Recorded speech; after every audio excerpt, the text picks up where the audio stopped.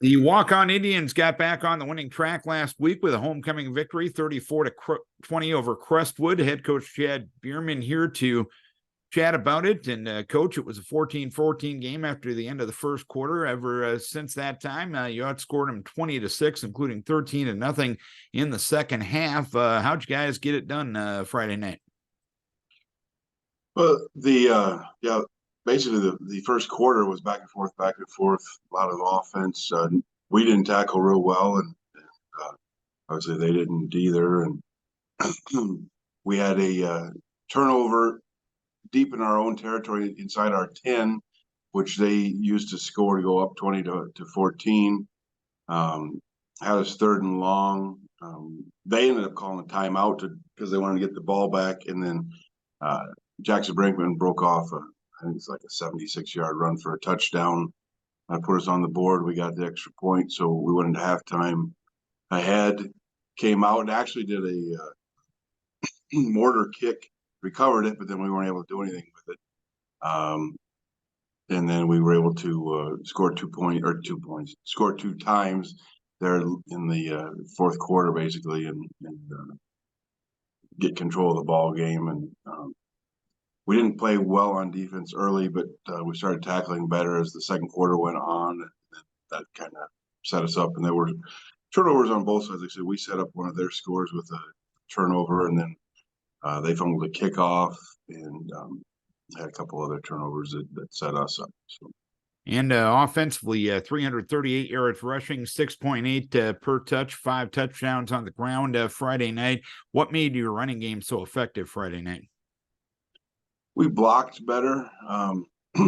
We've still got stuff to work on.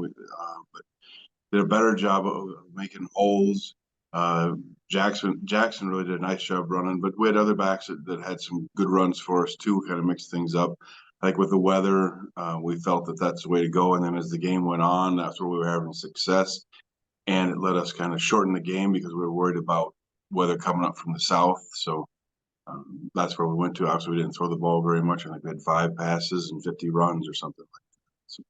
And you mentioned Jackson's a big touchdown run. How nice was it to see that explosive play aspect of the running game come to fruition Friday night?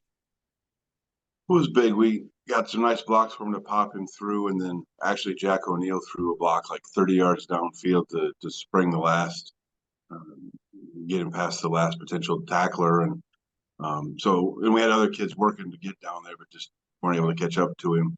So the explosiveness was good.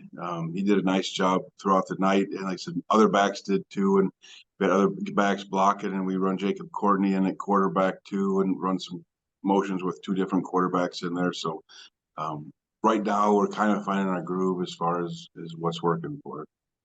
And you mentioned the weather was a little bit of a factor the other night.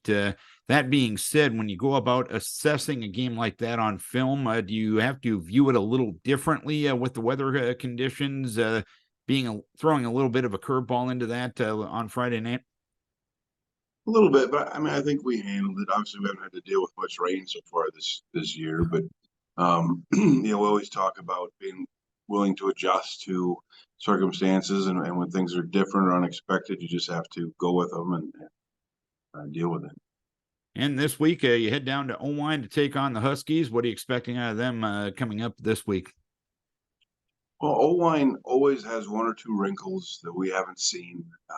Coach Lape does a nice job of coming up with something that's going to give us problems, be it when we're on defense or something that he's running defensively that we haven't seen too. So they're running the wing tee. It's the same system that they had at North Valley when he was there, and we're familiar with it. But again, he always has his own little stamp he puts on it that comes up with something that gives us fits. So.